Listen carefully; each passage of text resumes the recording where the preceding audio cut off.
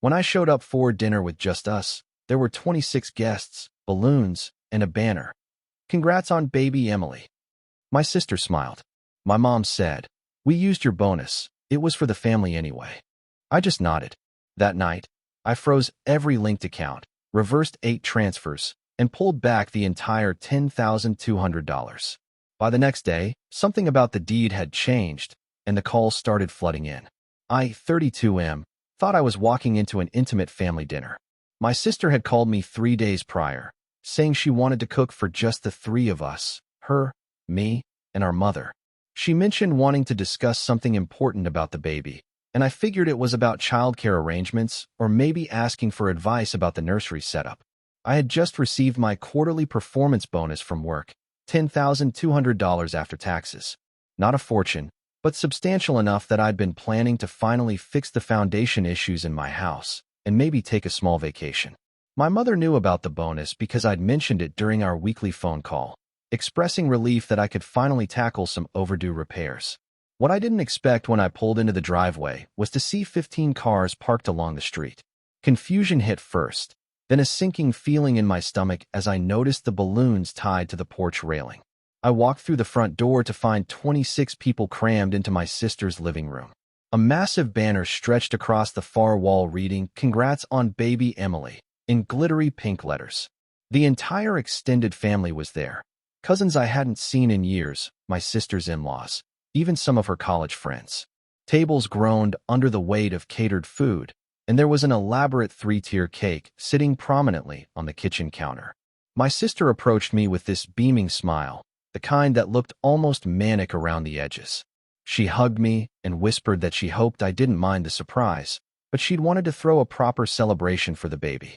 "The whole family deserved to celebrate together," she said, "and it had been so long since we'd all gathered."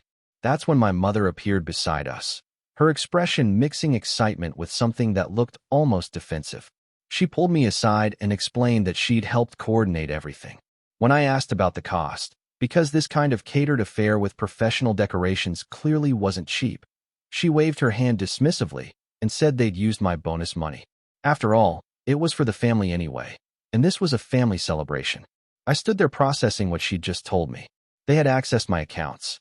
My mother had been a joint account holder since I was 18, something I'd never bothered to change because I trusted her completely. The arrangement had been convenient for years. She could help with bills when I traveled for work, and I could easily transfer money to help with her medical expenses. But they had taken my entire bonus, $10,200. Gone. Spent on a party I hadn't wanted or agreed to, for people who barely called except when they needed something. I just nodded. What else could I do in that moment, surrounded by relatives expecting me to be grateful and excited? I smiled and accepted congratulations, made small talk about work, and admired the baby gifts piled high on the gift table. Inside, I felt something cold and calculating settling into place. The party continued around me for another 3 hours. I watched my extended family drink wine that cost more per bottle than I usually spend on groceries in a week. I watched them demolish a cake that probably cost more than most people's monthly phone bills. My sister's college friends, people who'd never acknowledged my existence before, suddenly wanted to chat about my generous contribution to the celebration. By 9 p.m., the house finally began to empty. I helped clean up, stacking expensive disposable plates and collecting decorations that would be thrown away by morning. My sister kept thanking me, gushing about how perfect everything had been and how touched she was by my generosity. My mother nodded along, adding that family always came first and how proud she was that I understood that. I drove home in silence, my mind racing through everything that had just happened. They'd planned this for weeks, maybe months. The coordination required, the guest list, the catering orders. None of this was spontaneous. They'd known exactly what they were going to do with my money before I'd even received it. That night, I couldn't sleep. I sat at my kitchen table with my laptop, logging into every account connected to my finances. First, I removed my mother as a joint account holder on all my banking accounts. The process took longer than expected because I had to verify my identity multiple times and speak with customer service representatives. Next, I began tracing where my bonus money had gone. My mother had made 8 separate transfers over the past week. Catering, $3,400.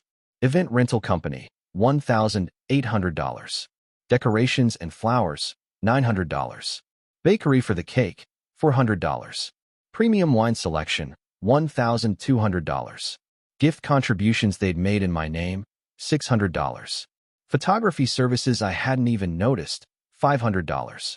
The remaining $1,400 had gone toward what the transaction notes described as venue improvements. Apparently, they'd paid to have my sister's house professionally cleaned and some minor decorating done.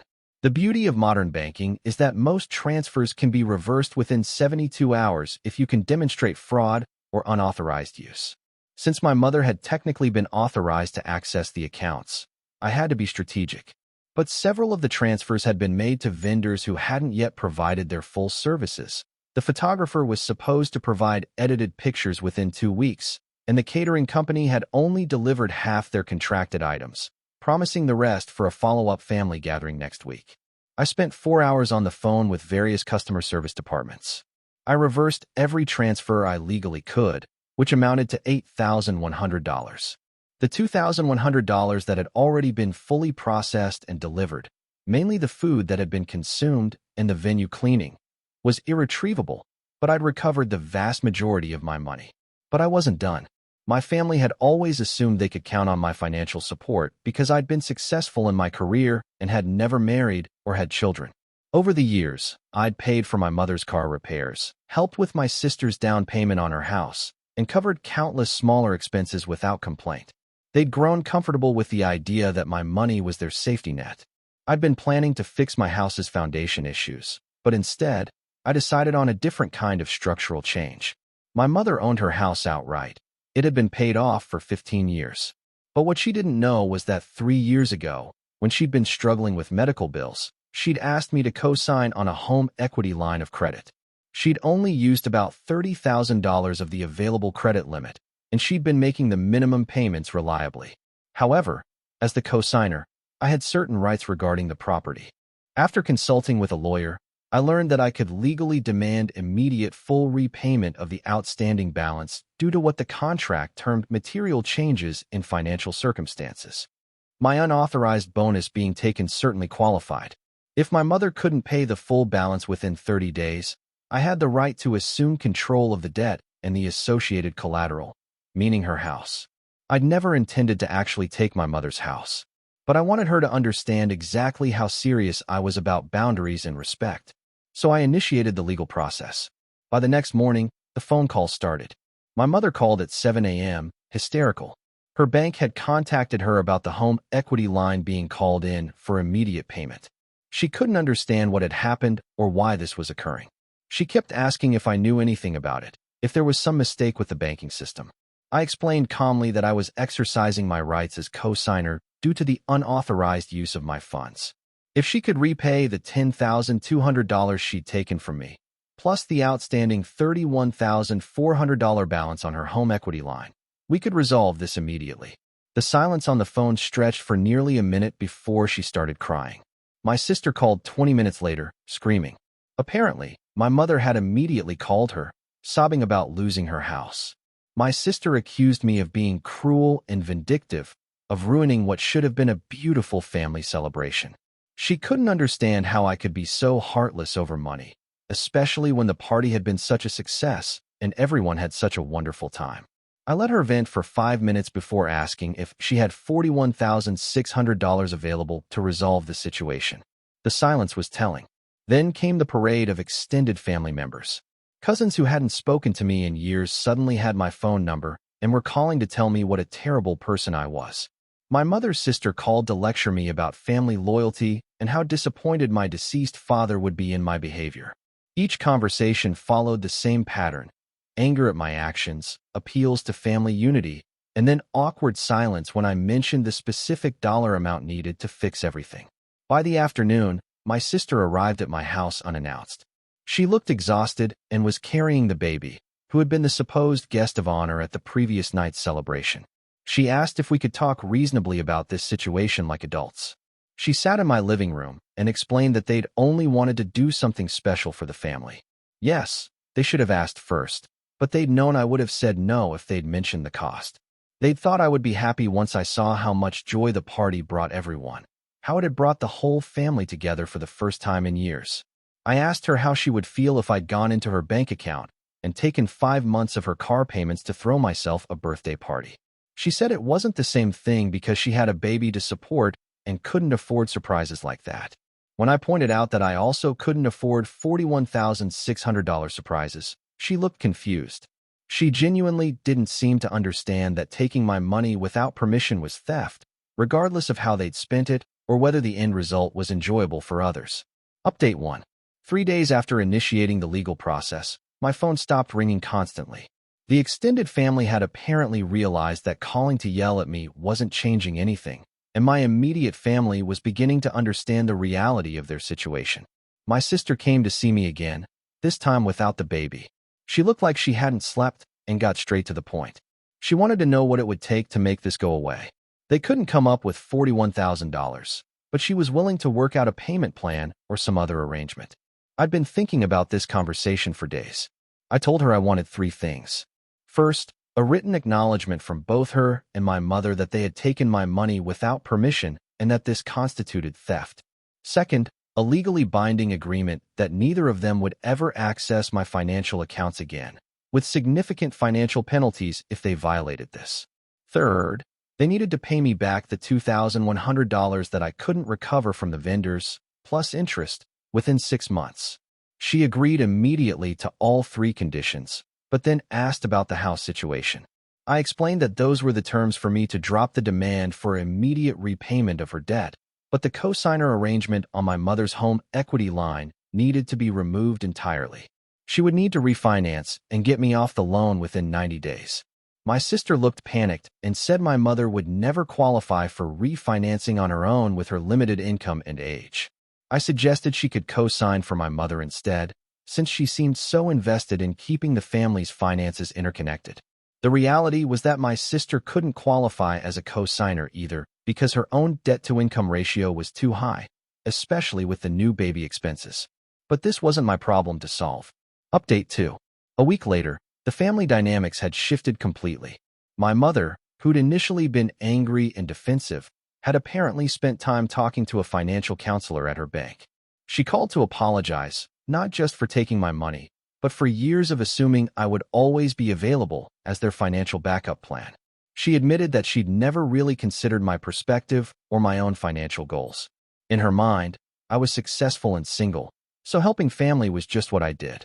She hadn't thought about how this impacted my ability to save for my own future or handle my own emergencies. More importantly, she'd found a solution for the house situation. One of her sisters, my aunt who'd called to lecture me about family loyalty, had agreed to co-sign for a refinancing. Apparently, when faced with the possibility of my mother losing her home, my aunt discovered that family loyalty sometimes required more than angry phone calls. The refinancing would take about 60 days to complete, during which time my mother would continue making payments on the existing home equity line. Once the new loan was finalized, I would be completely removed from any financial connection to her house. My sister had been harder to deal with. She'd eventually signed the written acknowledgement and the agreement about my accounts, but she seemed to resent having to do it. She kept mentioning how much work the party planning had been and how ungrateful I was being about the effort she'd put in. I finally told her that if she wanted to plan and pay for parties in the future, she was welcome to do so with her own money. The fact that party planning was work didn't entitle her to funding from other people's bank accounts. Update 3. 2 months after the party that started everything, the situation had largely resolved itself. My mother's refinancing had gone through successfully, and I was no longer connected to her mortgage in any way. She'd also paid back the $2,100, though she'd needed to make 3 payments to do it. More significantly, the family dynamics had permanently changed. The extended relatives who'd called to criticize me had quietly disappeared back into their usual pattern of minimal contact. My sister and mother were more careful around me, more formal. Family gatherings, when they occurred at all, were smaller and more subdued. Some people might see this as a sad outcome, the dissolution of family closeness over money.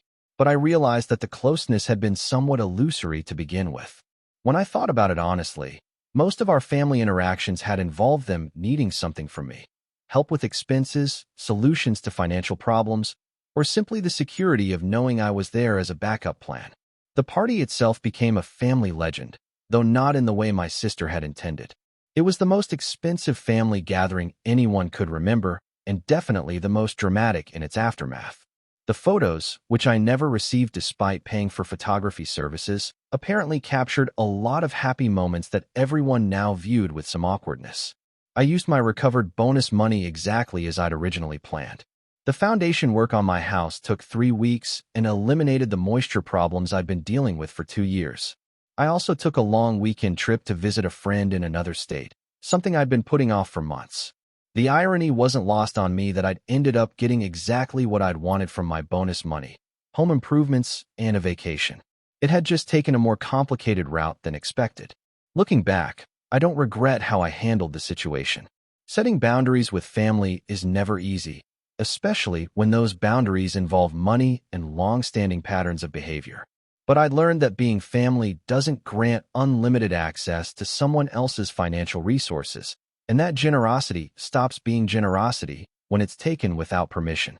My relationship with my mother slowly improved over the following months. She seemed to understand that I wasn't trying to punish her, but rather establishing basic respect and boundaries that should have existed all along. We talked more openly about money and expectations, and she stopped assuming I would automatically help with every financial challenge she faced. My sister took longer to come around. She eventually acknowledged that they'd handled the situation badly, but she maintained that their intentions had been good. I suppose that was as close to a real apology as I was going to get from her.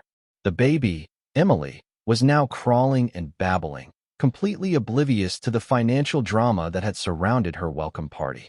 When I visited, which I did occasionally, I brought appropriate gifts and enjoyed spending time with my niece. But I made sure my sister understood that being an uncle didn't make me an automatic financial contributor to Emily's upbringing. 6 months after the party, I'd established new patterns with my family based on actual choice rather than assumption and obligation. I helped when I wanted to help, not because it was expected. I participated in family events when they seemed genuine, not when they felt like elaborate setups for financial requests. The foundation of my house was solid now, and so were the foundations of my family relationships. Both had required some demolition and rebuilding, but the end result was much more stable than what had been there before.